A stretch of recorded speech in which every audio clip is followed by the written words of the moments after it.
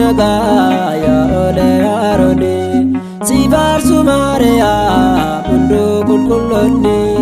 nagaa ergamoota samii kan simatte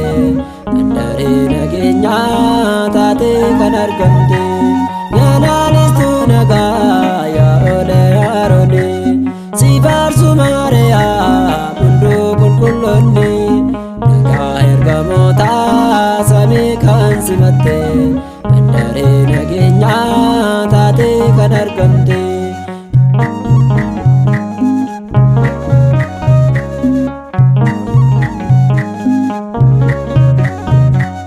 warqeen kan faayamte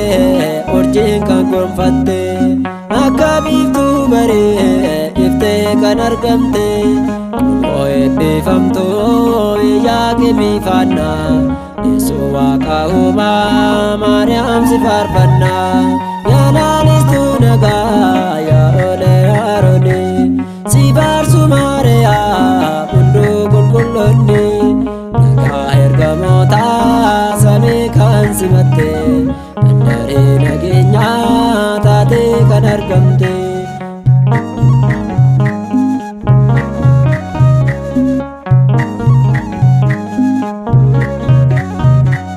nagaan siifaa ta'u jennee si jajanna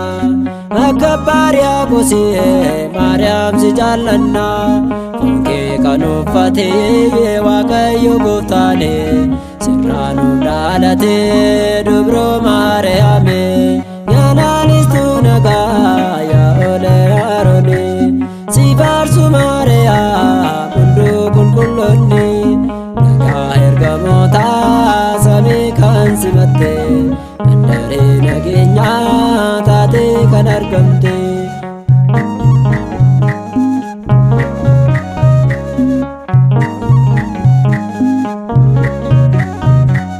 gammaadi dubaroo ulfinaan guutamte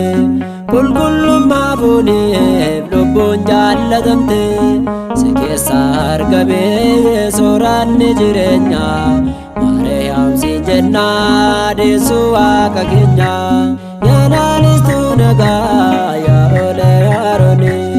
si faarsu Maariyaam hunduu qulqulloonni nagaa ergamoota samii kan simatte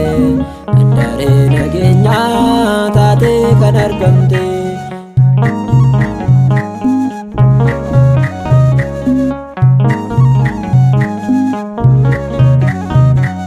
durboo baraa baraa ulfinaan jiraatte